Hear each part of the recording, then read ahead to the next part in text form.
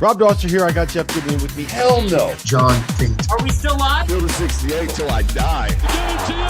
I'm sorry, man. I blacked out. Randolph Children. DJ Khaled, you not a big DJ Khaled guy? Hands grown up and in. Goodman needs to be fired all the time. Josh Pastner. You're going to beat people straight up. You know the deal. Drink responsibly tonight. I'll be drinking with you. Jerel McNeal. From the bluest of the blue bloods to the smallest of the mid-majors. This is Field of 68 After Dark. All right, welcome back. Field of 68 After Dark. I'm Jeff Goodman. I'm joined by none other than the Hall of Famer himself, Jim Boeheim, former Syracuse coach. And we got the perfect guy tonight. We got Jerel McNeal, former Marquette great after Marquette's, I don't want to say stinker, but it was not the greatest performance at Providence tonight. The Friars win. Memphis has a huge victory over Virginia. We'll go through that. We'll talk about Indiana, another scare against the low major team. What does that mean for Mike Woodson? I want to find out from Boeheim what he thinks of the roster construction of that Indiana team without a lot of shooters. But let's start out with that Providence win at the AMP, formerly known as the Dunk, against Marquette. And we got to start with the Golden Eagle here. We got to start with you, Jerel. What was your take on this game overall? Obviously, we know Providence is really tough to beat at home, but Marquette never even put any game pressure on them in the second half, really. Yeah, absolutely. And it goes to show you one of the beautiful things just about this game and just how big of a swing and impact home court advantage is in college basketball. And like you said, Jeff, Providence has one of the best ones in the country, to be honest. It's one of the hidden gems in the Big East Conference. Nobody enjoys going there to play, and it's always tough to come out of there with a win. You have to play at a really high level and kind of mistake-free basketball. But this was a game, like you said, it wasn't really ever in doubt. Marquette, I felt like, came in a little bit sleepwalking a little bit. Not really prepared, I would say, this in this aspect, not prepared for just the physicality of conference play. And I think that's a big difference from out of conference play. You know, the refs are going to let guys be physical, especially in the Big East Conference. They're going to let guys get a little bit more physical. It was a little bit more rugged game. It was really physical inside, and Providence, the advantage kind of leaned toward them early on. And Marquette made some pivotal mistakes, I felt like, in the first half and really throughout the course of the game, man. A lot of fouls on jump shooters, guys shooting three-pointers, running in, hitting elbows, sloppy closeouts.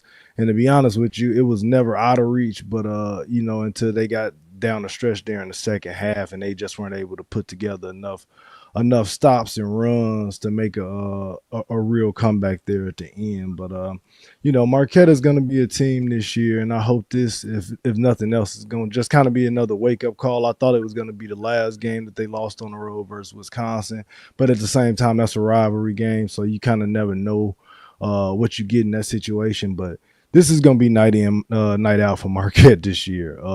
They're moving in a direction now after last year, where they're essentially were a team that was nobody was expecting anything out of, and they turned a lot of heads and were able to come out and have a really great run and win the Big East Conference, the regular season, and the Big East tournament. Even though UConn ended up winning the national championship, it was just a major stepping stone for the program. But going into this year, the role is going to change a little bit. They're going to be the hunted night in, night out. And you got to give Providence and Kim English credit for their game plan going into the game. It seemed like they were all locked in and they knew exactly what type of game they wanted it to be so that they have opportunity to win. But each and every team in the Big East tonight, man, throughout this season is going to be laying for Marquette, especially with so many of them just kind of floating along here, kind of on the cusp of not having a ton of quality wins, but still won enough games to be, considered a solid team. So all of these teams in the Big East are going to be laying for Marquette, especially at home or when Marquette has to go on the road to try to steal and get quality victories. Yeah, I mean, listen, Providence. Jeff, is the show over? Yeah. The show over now? The show is not over. How about this? Providence's record, Jim. Providence's record at the AMP, which was formerly the Dunk, 44-3 in their last 47 games. Those students, and I give Ed Cooley a lot of credit because he got that place rocking. I know when you played them years ago, obviously they had it going for a while. Then it was kind of, under Tim Welsh, it was okay. Keno Davis, they struggled. Cooley got it back, and those fans, those students are out of their minds. It's always been a tough place to play for us. I know when we went up there, it was always sold out, and it was always a very tough game. Going back to Rick Pitino and Rick Barnes, Pete Gillen, they were – it was a loud, tough place to play. But I think the game today, the two games today, really, the Memphis game and the Marquette game, is home court advantage. You really got to have a really, really good team to go in and win on the road in these tough places. It's just, some teams can do it, and the teams that can do it will end up being the really good teams at the end of the year. I was impressed when Clemson went to Memphis this last weekend, and they had 2 or 3 chances to win the game.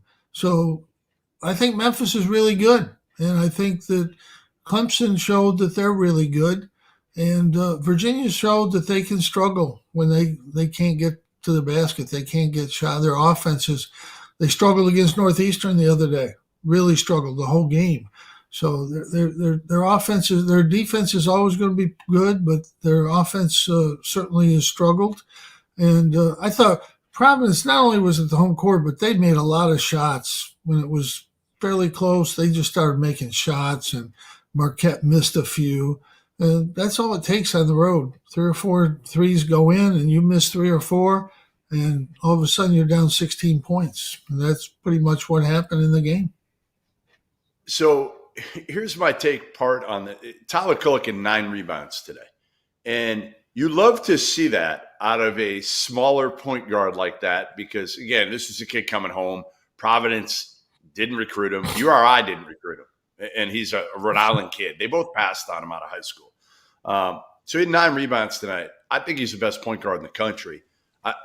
But, again, Jerel, if he has 9 rebounds, what is that saying for the rest of the team on Marquette? To me, it's saying no, you got some 6'5", 6'7" dudes there. You got to get in and get in there and mix it up a little bit more. Your little point guard should not be getting 9 rebounds. No, absolutely, and it's obviously a great credit to Tyler. I think part of the reason why I love him so much is just because of his competitive fire. So him going to get 9 at his size, being a point guard, tells you how much he wants to win and how much he's willing to compete.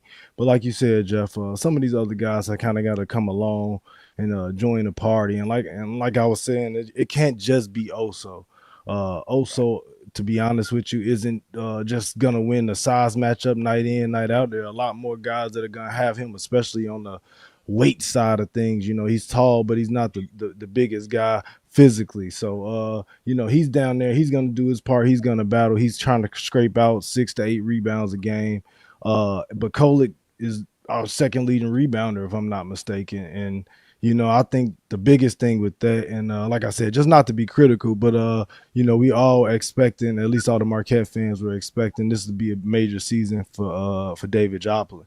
And I think Jop needs to come to the party. And it's not just his offense. We know what he's capable of, scoring the ball and making shots from the outside, man. But we need him to kind of be in that O-Max role that we're missing from this year, the guy that's with the Mavs now, and just getting the mix a little bit more and come out with, I think 4 to 6 rebounds a game for a guy that's 6'6" or 6'7" isn't too much to ask for. So, we definitely need Job to step up, and then we got to get healthy as well too. Chase Ross went down with a scary one tonight, but he was able to bounce back.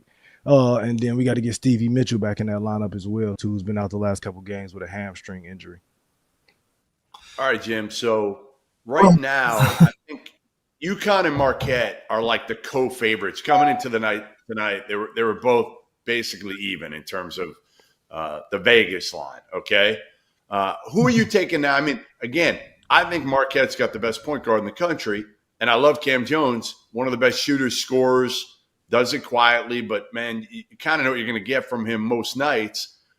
I think I like UConn now, though. I just don't think UConn has many weaknesses. Again, defending champs, they play hard as shit. They got kind of everything, and I don't know. I don't know what they're missing right now from UConn. Well, first of all, I got to go back 1 second. Joe Girard, 5, 10 and a half, or 11 of them, got 9 rebounds against Memphis on the weekend.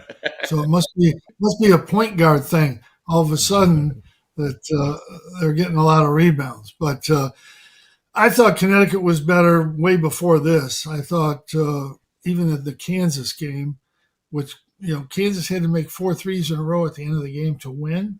And we all know how tough it is to win there. They go out to Gonzaga and win pretty easily, and they beat somebody else pretty easily. Forget who right now.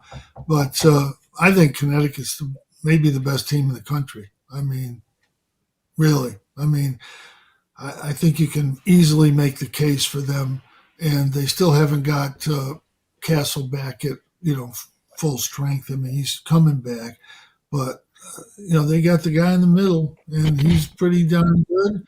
And they got guys that can shoot, and they got physical guys, tough guys. And by the way, they won the national championship last year. So I like Connecticut right now over everybody I've seen. I think Purdue's, even though they lost that game, I think Purdue's good. I think they're better than they were last year because of the addition of the kid from Southern Illinois. So, and the extra year for their 2 guards. So I think they're better. Edie's better. But I still like Connecticut overall. Yeah, it's funny. I think now I've got UConn in that mix. To me, it's kind of Purdue, Arizona, UConn are the 3 teams for me that, because you're looking at it in a way of who has the fewest amount of holes at this point. And Purdue, I saw the other night, beat Arizona in Indianapolis. And Braden Smith, to me, has taken such a jump forward as a point guard now looking to score, not just facilitate, not just keep everybody happy. Remember, he had 2 Jones fractures his senior year in high school. So last year as a freshman, he didn't do anything until September. So I think Purdue's right there. I think they're a much better team than they were a year ago, largely because of Braden Smith, their point guard. Arizona, again, if that game is played in Phoenix or Vegas like it'll be next year, I'm not sure you don't flip that final score like you're saying, Jim. The home court advantage means so much. That was a Purdue crowd, probably 85%. And you could tell the kids just feed off in college so much more than they do in the NBA. Right, Jerel? Didn't you? No, absolutely. And it's a major swing. And you have those momentum shifts throughout the course of the game.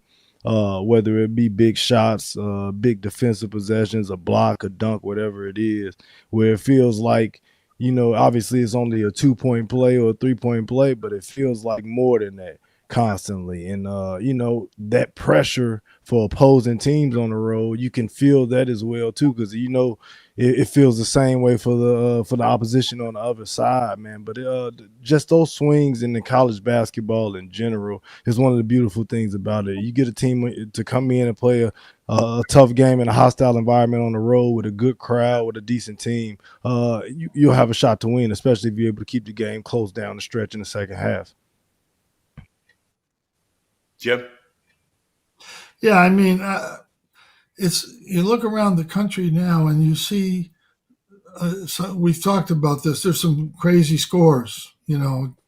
Somebody beats somebody, and then they get beat by somebody. It's college basketball.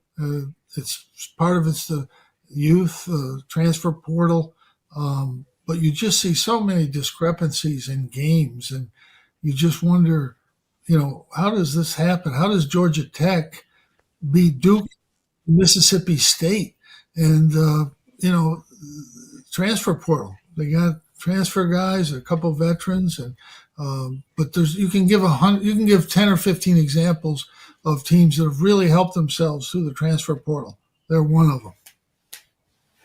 Yeah, another one, the Memphis Tigers, who just beat Virginia tonight. Penny's team went from young a few years ago. We'll talk about them next. They are old and experienced. As you guys know by now, we've partnered with BetMGM Sportsbook for this college basketball season. We're going to be using BetMGM lines to make all of our picks and predictions throughout the college basketball season. And we are going to have special offers for you, the listeners and the viewers on the Field of 68 each and every week during the season. If you haven't signed up with BetMGM yet, use the bonus code FIELD1500 and you will get up to a $1,500 first bet offer on your first wager on BetMGM Sportsbook. Here's what you got to do. Download the BetMGM app. Sign up using the bonus code FIELD1500. Deposit at least $10 and place your first wager on any game. You will receive up to $1,500 in bonus bets if that bet loses. Just make sure you use the bonus code FIELD1500 when you sign up. And remember, BetMGM is now available under one wallet in select states. As a New Jersey resident, this is super convenient for me when I have to go cover games in New York or Philly. When crossing state borders, just log into your existing account instead of having to create new accounts in each state that you go to. And most importantly, I got to let you know, we do have some fun stuff coming up for this college basketball season. Bet insurance tokens, college hoops odds boosts, my personal favorite, parlay odds boosts. So download the BetMGM app today.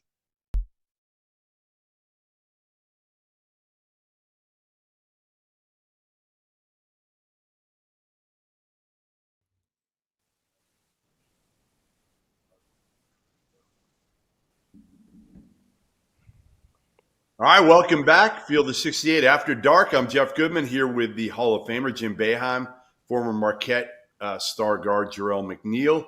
And the Memphis Tigers, they have won 3 straight against ranked teams for the first time since 2007-2008, the NCAA tournament, during that special run that ended a little sadly for those Memphians. They beat at Texas A&M. They won. They beat an undefeated Clemson team that Jim was talking about before with his guy Joe Girard. And tonight they smacked Virginia. And they put up 77 against a Virginia team that does not give up 77 very often. They were second in the country in scoring defense, averaging, giving up about 53 points a game. They also were turning the ball over 8 times a game. They had 18 tonight, 18.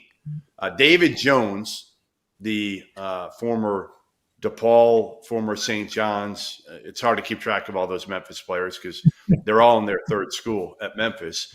He has been an All-American type player. He had 26 tonight. He's averaging 24 in 6 over the last 5 games. I was skeptical a little bit on Penny a year ago. As recently as a year ago, I came out and said, listen, is he the right guy for this job long term? I know the city loves him. But is getting into the NCAA tournament enough for Memphis? Well, he's got a team right now that I think has a chance to go deep in the NCAA tournament because they are old, they're experienced. They've got Javon Quinterly, who's been around for a while. They've got a star on the wing, and David Jones. And oh, by the way, they got a reinforcement coming. They got another dude coming in, Naquan Tomlin, transfer from Kansas State. He was a key piece of that team that was in the Elite Eight last year. He just joined the team. He can practice, but he's not cleared yet until they get all his papers from graduating. He didn't play this past semester at Kansas State because he was suspended. All right, so tell me, Jim, what your thoughts were with Penny Hardaway being hired, and if you had all thought that maybe, it wasn't going to work out with him. I thought it was a great hire. I thought right away he got players. He's a proven recruiter. And I think they struggled, with young guys and trying to put the team together with so many different young guys over the last couple of years. And this year, these guys are playing physical, tough defense right from the gun. And they're winning games. They don't really, they can score, but they don't really depend on scoring. They can stop people. And I think that's that they haven't been able to do that at Memphis since Penny's been there. But you watch them this year, they can beat anybody. They can play with anybody. and they're so physical, they can take you right out of the stuff you do. I mean, Clemson's really good, and they had a good chance to win the game, but at the end, Memphis just imposed their defense on them, and they just made it hard for Clemson to score. And they did the same thing with Virginia. And to go to Texas A&M and win, that's a very difficult place to go to win. So this is a for real team, and he's doing a great job with this team. In my mind, no question about that. Jerel, what did you think of tonight's performance from Memphis? Because, again, it was close early, and then they just pulled away and blasted a Virginia team that I'm not sure how talented they are, but they're a little bit younger, certainly than Memphis. Most teams are younger than Memphis. So what did you think of kind of this game overall? Yeah, it was one of those games, and it was an impressive win by Memphis, just them leading pretty much start to finish. And, obviously they were there getting on the door consistently throughout the second half. They kept getting the lead to around 13 points, 12 points, 10 points. And, they were just kind of letting Virginia hang around for a minute. They finally got that big run. I think they went on like a 13-0 run with almost about 9 minutes left in the game. And, that just gave them the separation. But it was really impressive, kind of just like what Coach Boeheim said.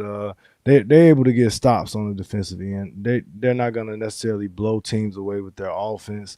They don't shoot the ball great from outside consistently on a night-in, night-out basis. They got a really good player in David Jones, and probably going to be an All-American just the way he's been performing this year. But outside of that, it's a lot of question marks just as far as offensive production, but they're relying on their defense and their principles and just how hard they play, and they're able to work together to get big wins. And they just wore Virginia down tonight. They were getting stop after stop. They did a really good job of pushing in transition and, not letting another good defensive team in Virginia just get their defense set consistently. But, man, it's just been an impressive string of wins here for Penny and the Memphis Tigers, man. So I'm excited to see where they take it from here. Yeah, me too. I really do think they have a chance to do some damage. Again, because of the, point guard play, a great wing, and then Tomlin coming in is going to help. And I think he's still getting over an ankle injury, so I don't know how quickly he's going to be able to come back. It may take a little bit here, even if he does come back, to get back to what he was, because he hasn't played in a while. But, you look at Memphis too, and, sometimes one game can kind of change your season one way or the other. And they had lost to Villanova. They had lost at Ole Miss in a very, very tight game. And then they go to VCU, and they're on the ropes against VCU in regulation. In fact, they could have lost that game if one of VCU's players hits a layup. I think it was a layup or a free throw at the end of the game. And they end up winning in overtime.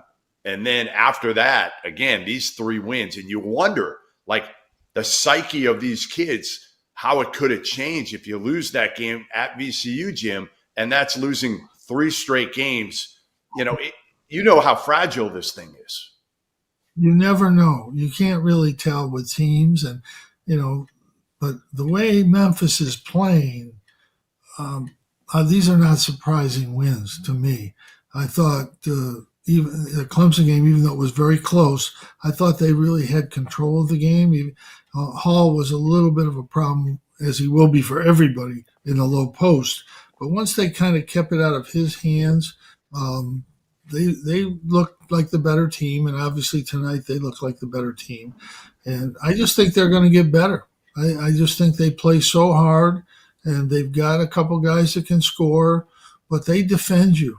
They really defend you, and they get the ball on the backboards, and they're capable of pushing it down the court. They're really good basketball team. And I think as the year unfolds, we're going to see some teams step up. You're going to see some teams step up, and you're going to see some other teams that, are not 10-1 or 11-1 right now, non-conference, and they're going to get their butts beat when they get in the conference play. It happens every year. Every year. Somebody's picking up. Here's my question to you about Virginia. All right, so we know how good a coach Tony Bennett is. I don't want to give you the numbers while you're in the ACC, but man, his regular season numbers were insane while you were there, while Kay was there, while Roy was there. It was crazy. And don't forget those teams were all really good then. North Carolina, right? Duke, yes, Florida State were all really good then. So I don't think here's what I'll say. And I had a long conversation with Tony Bennett about this actually at the PTM this past July, which we missed you at the PTM, Jeff. Maybe I'll come back and make a cameo next year. Maybe I'll make a cameo just to show up. He doesn't have as much talent on this team. They're younger than most teams, as we said. They're a lot younger than Memphis. The talent level isn't what it was. If Reese Beekman is your best player, which he's a really nice player, but to me, he's great as like your number 2 guy. Right now, he's kind of got to be your number 1. I wonder, Jim, whether Tony Bennett eventually gets frustrated with NIL, with everything else that is changing with the game, and Tony is one of the first ones to go at a young age. Like Jay went at 60, Jay Wright. I think Tony's probably my age right now. He's probably around 50-ish. I wonder if this could chase Tony Bennett out, because this isn't what Tony Bennett's about. Yeah, I mean, I'm not going to speak for Tony. I have great respect for him.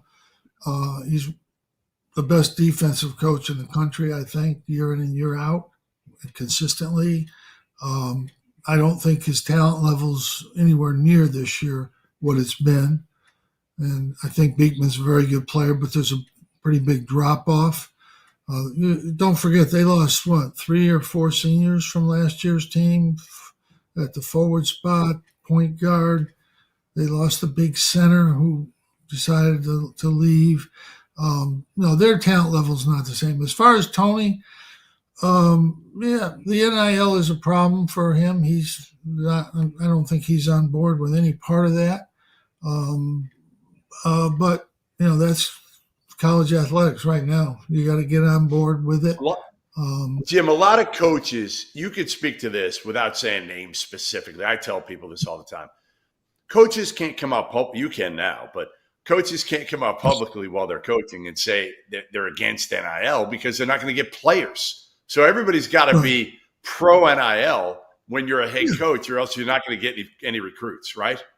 You have to be. And I'm not against NIL. It's just not at this level where guys are getting $700,000 or $800,000 to play in college. It's not what NIL was intended for.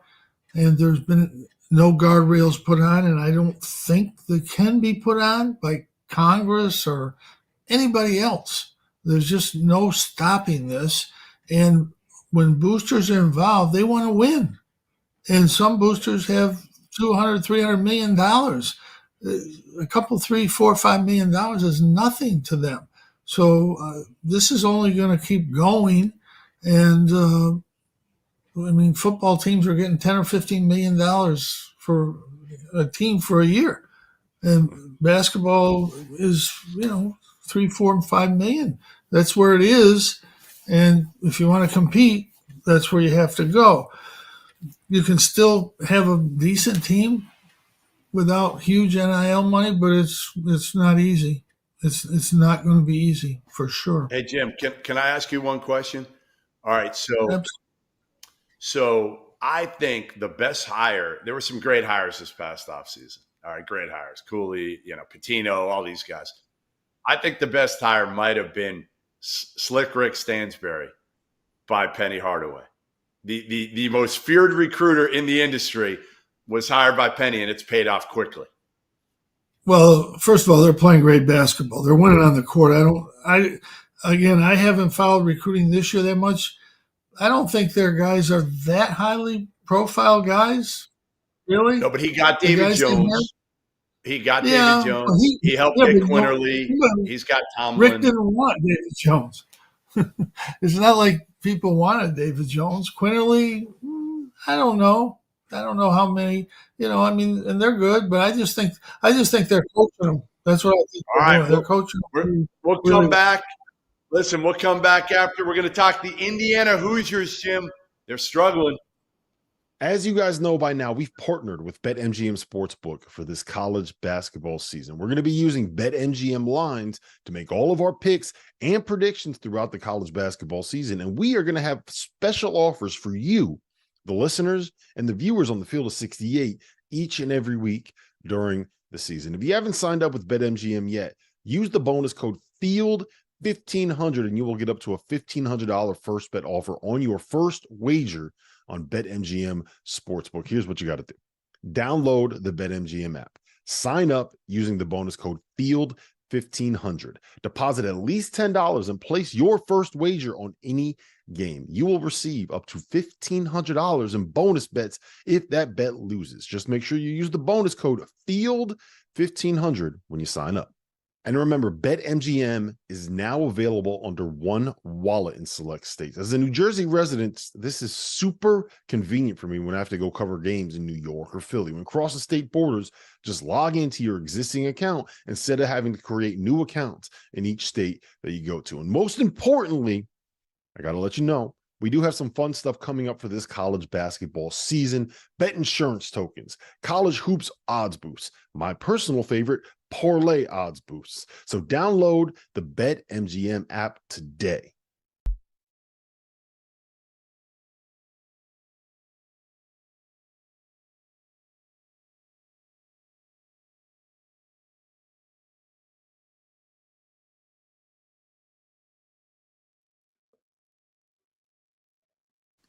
All right, Jeff Goodman here with Jim Boeheim, Jerel McNeal, Field of 68 After Dark, and it's time to talk about Vaulted. Vaulted is an app that allows you to participate in daily cash prize pools without an entry fee.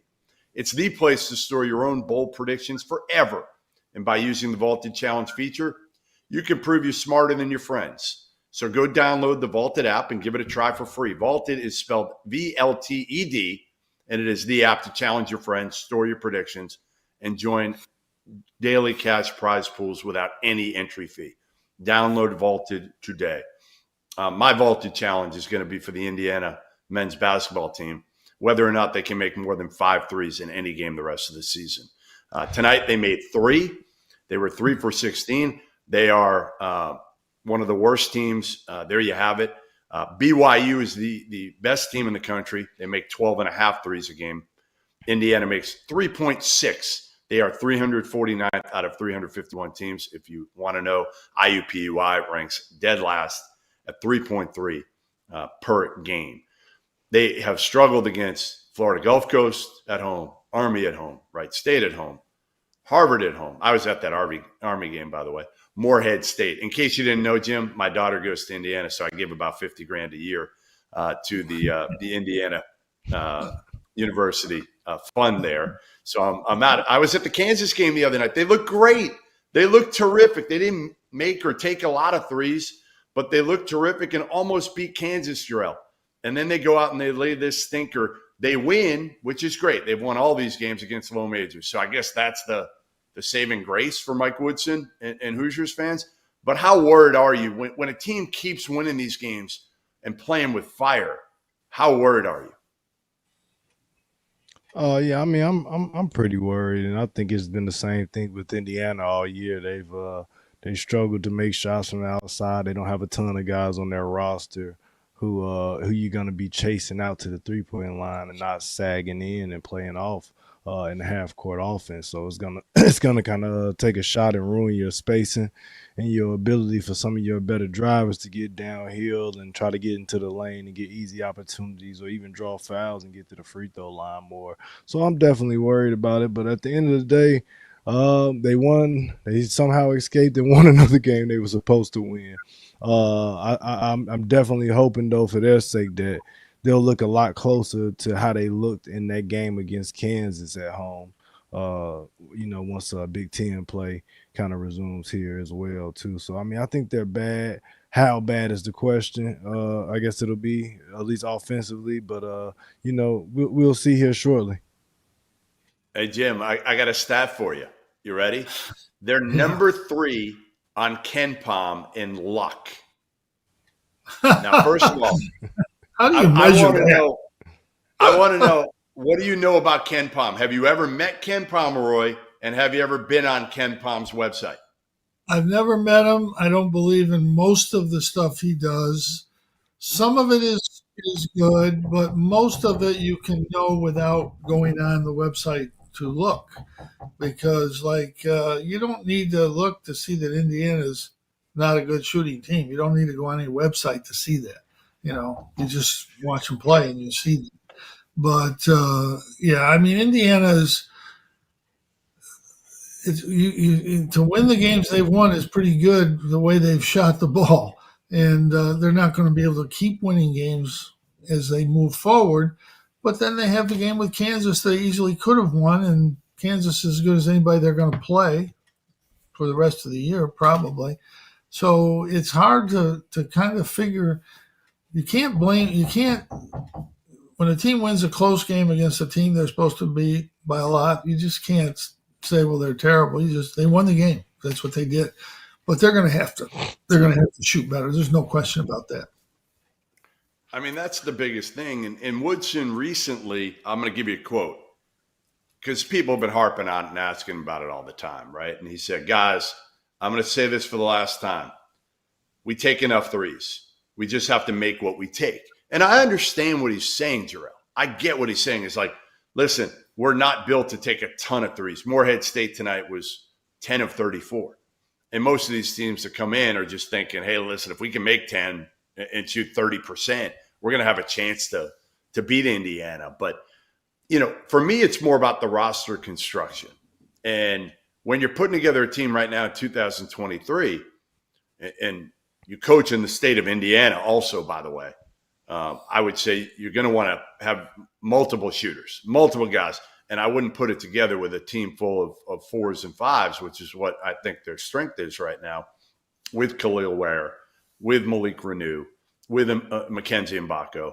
They're all capable of shooting a 3, but that's not what you want from them. So the spacing isn't there. And they're without Xavier Johnson, who's probably their best 3-point shooter. So in defense to them, they don't have their point guard, their veteran point guard, and their best 3-point shooter. But again, the roster construction for me is what really worried me in the offseason, and it's really come to fruition.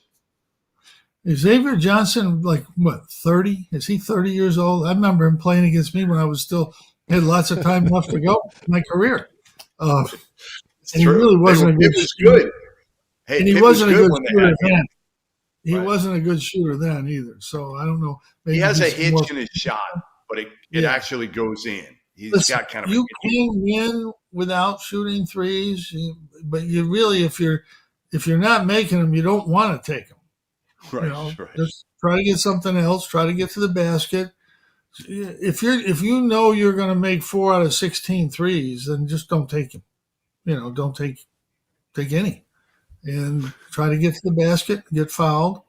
It's hard to do that. They're gonna go back, but you can do it. You can play and win without making a lot of threes. Teams have done it, and it's not the game today, but Hey, Rick Pitino. Hey, Rick Pitino wouldn't say what you just said. That's for damn sure. Well, he's a different guy. He plays a different style than most everybody else, and yes. he takes 33s even if they're not making them. He doesn't care. They're going to shoot. It doesn't matter. His personnel. He can have me out there. Right. And I haven't looked at his numbers, but I don't think they're a really good shooting team at St. John's this year either. I haven't really looked at the numbers, so I probably shouldn't say that. But I don't think they got a lot of guys that can really shoot down there. Jerel, what's your take of again the way you put together a team these days? And I think they can win games in the Big Ten. Now, again, last year they had Trace Jackson Davis, who was maybe the second best player in the country. So it's a little bit different than having Khalil Ware or Malik Renew or one of those guys or Mbako. But I just keep kind of going back to the fact that you've got to adapt with the changes and obviously the 3-point line, and to build a team this way, I just don't think you can make a run in the NCAA tournament with this type of personnel. No, I agree, and it's gonna be hard for them just to sustain any kind of consistency throughout the course of the year as well.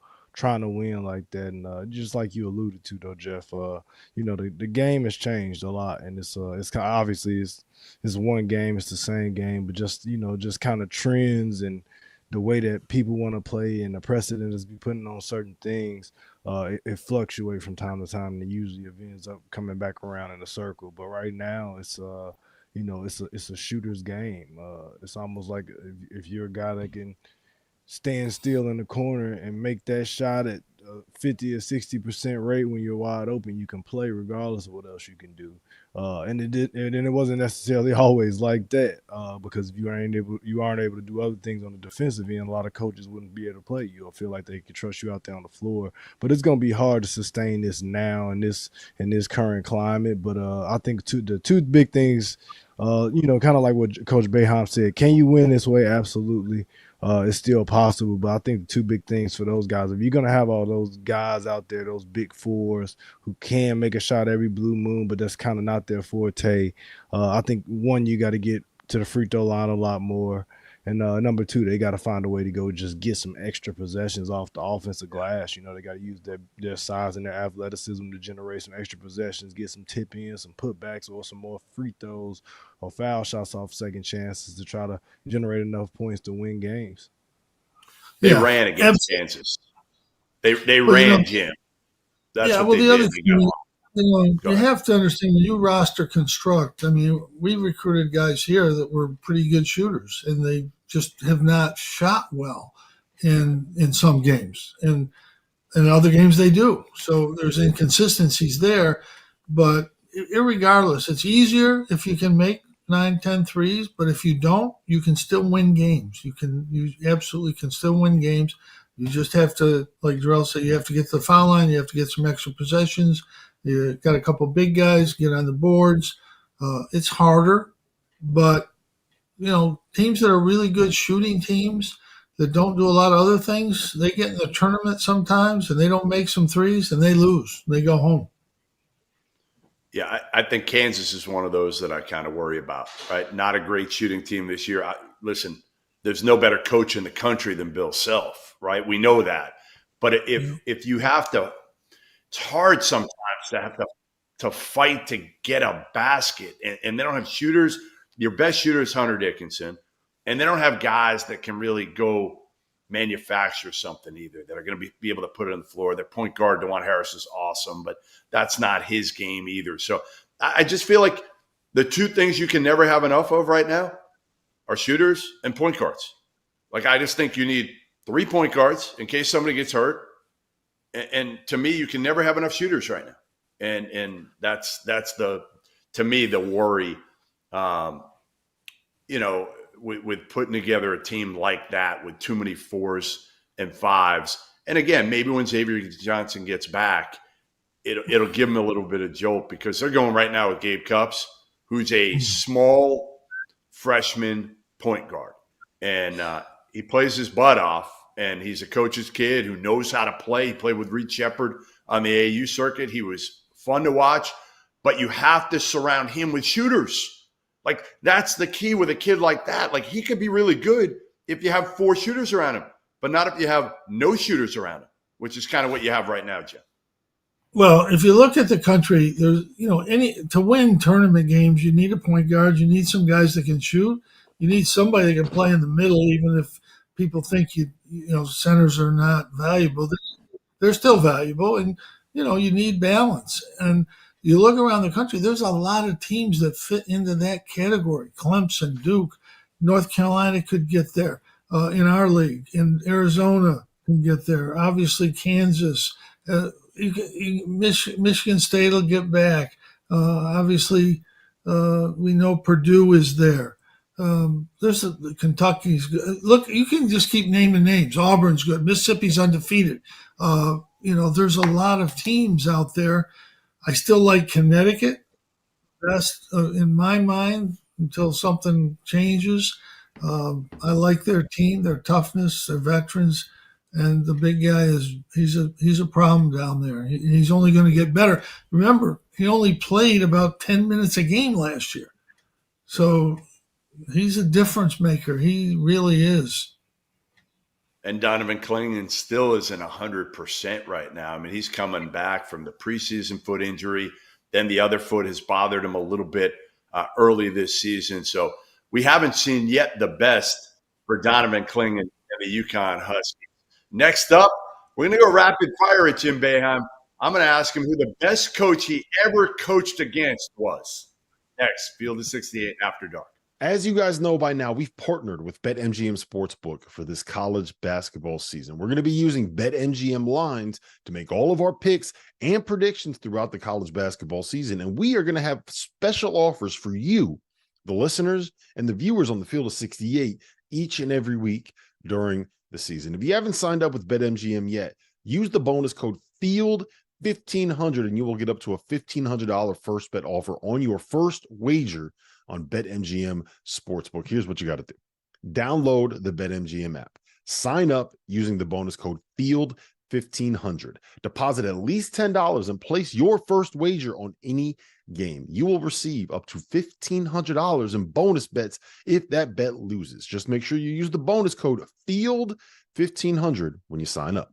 And remember, BetMGM is now available under one wallet in select states. As a New Jersey resident, this is super convenient for me when I have to go cover games in New York or Philly. When crossing state borders, just log into your existing account instead of having to create new accounts in each state that you go to. And most importantly, I got to let you know, we do have some fun stuff coming up for this college basketball season. Bet insurance tokens, college hoops odds boosts, my personal favorite, parlay odds boosts. So download the BetMGM app today.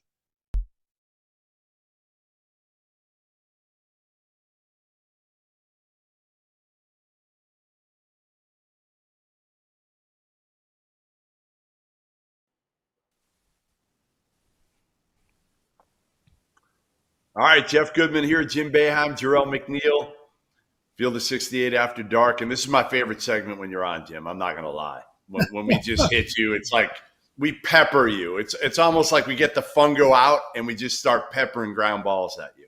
Bring it on. Bring it on.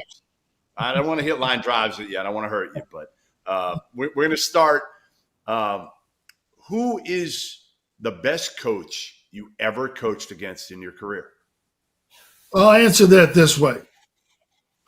John Thompson's the best defensive coach I've ever seen. His teams just came at you for 40 minutes with everything they had, and they obviously had talent too, but they were so physical, so good defensively, by far the best defensive teams. The toughest guy, Rick Pitino, did more things, matchup zones, man-to-man, press, multiple different offensive schemes. Rick won an NCAA tournament with, I think, at Louisville with nobody that was really recruited on the team very hard. And, of course, he won at Kentucky with really good players one year too. But he does the most – he gets the most out of players, I think, of any coach. Mike Krzyzewski's the best coach at putting together a program and getting it to where it has to – it's there every year and comes at you every year with talent and good defense, good fundamentals. Dean Smith was like that when he was at Carolina, multiple different things. But you can't really pick when you coach for 50 years like I did. You really can't pick one or two. I mean, there's so many great coaches that I got to coach against. Jim Calhoun is another one that I think is very underrated for what he did at Connecticut and the way he coached physical, tough, rebounding teams that didn't give you an inch ever. I mean, those are just a few guys that come to mind that I respect as coaches. I coached against Coach Knight at the end, but I watched his teams play. When he was in Indiana, he had the best team I've ever seen, the 76 team, in terms of a cohesive basketball team, defensively and offensively. I mean, UCLA had better teams talent-wise with Walton and Jabbar and, all those guys. But Indiana had good players. I think, probably, obviously with Benson at center and Curtis Scott May at forward. Scott May was probably the best player on that team. Quinn Buckner was good. Point guard Bobby Wilkerson was good. Nobody may be great, but they were the best team I've ever seen. I saw them embarrass teams, just defensively, just take teams out of everything they were trying to do. Good teams, and just run out 24-3 or something. And the 3 the team got was lucky. So, I got an opportunity to coach against a lot of just unbelievable, great coaches. And I coached against the Russian coach that won the Olympics. Really didn't win it, but they gave it to him. But he was a really, really good basketball coach. And, there's a lot of good European coaches that are really good. But we're fortunate in this country. We have great coaches. I mean, I haven't even touched some of the great coaches, Pete Carrill. John Chaney, best defensive zone coach I've ever seen. People give me credit for zone defense. John Chaney had the best zone defense I've seen. And Rowley's matchup the year that they won it was the best matchup, best zone anybody's ever played. They just beat everybody with that defense. You couldn't score against them. Really, really good teams. I think it was North Carolina might have had 45 points against them or something that year. And people forget Villanova lost their last two conference. This is rapid fire. Hey, we got Jerel wants to get in a question here. Rapid fire. All right. Trying to avoid the tough questions here. You're going to go through every coach you ever faced. You can just keep it going and go over, and then just cut it back in there whenever you want. All right, Jerel. Well, I got an easy one for you, Coach, and this is just me personally getting the opportunity just to compete against you guys in the old Big East, and even before I got there, having an opportunity to watch and like along the lines we just talked about with the zone defense. Could you just talk a little bit just about, and this is my outside perception looking at it, I thought you guys were always very intentional about the way you recruited the wings for the zone. We need just the length. And guys that can stretch the floor usually as well too. Well, we could use length and skinnier guys because it's not man to man where you got to be physical. You're playing your space. You're not really going back, and guys aren't backing you down or using their body against you. So we could use length, and that's better in the zone, especially at the guard spot.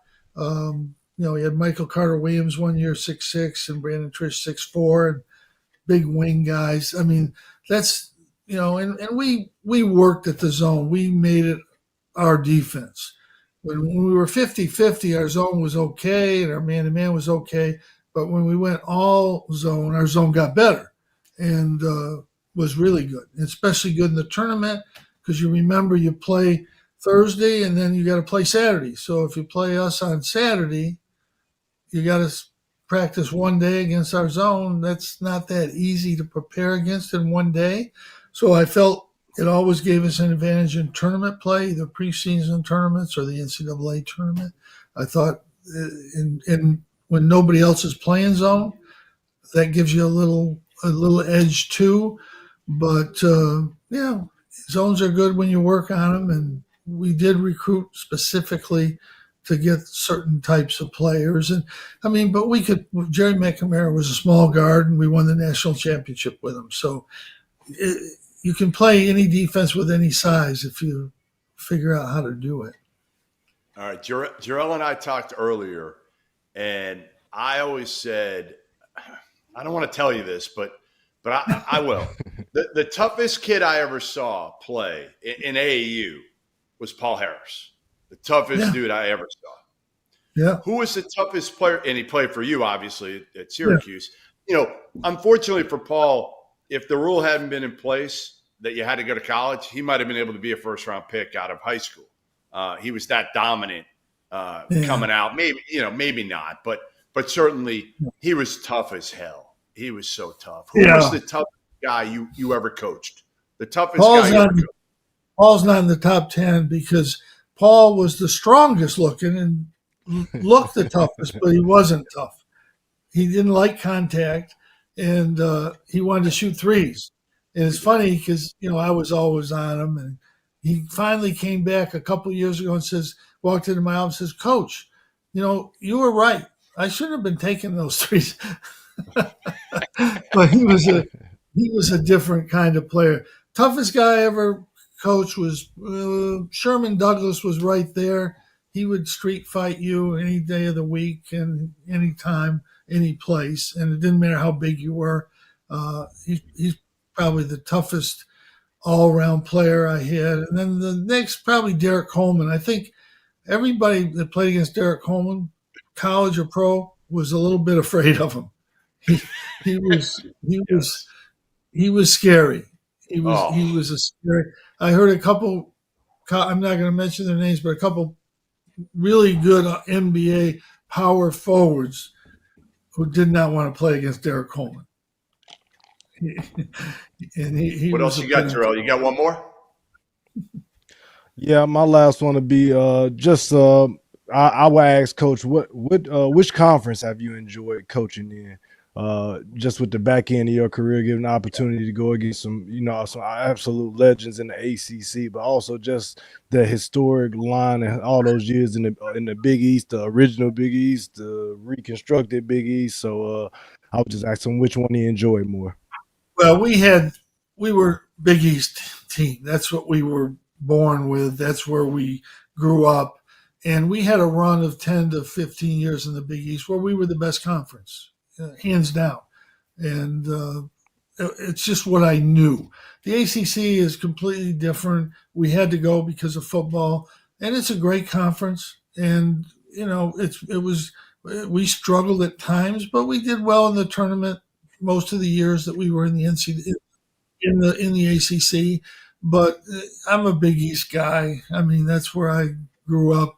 We played before the Big East was even born. We played St. John's and Boston College and all the Big East teams, Pittsburgh, all those teams. So I'll always be a Big East guy. But the ACC is a great league and football driven. You have to be in a football league, and that's where we ended up. But I enjoyed the rivalries and the games, and even when Marquette came in, we had a great rivalry with Marquette. We had great games with Marquette and Syracuse and we had great games. You had great games with a lot of people.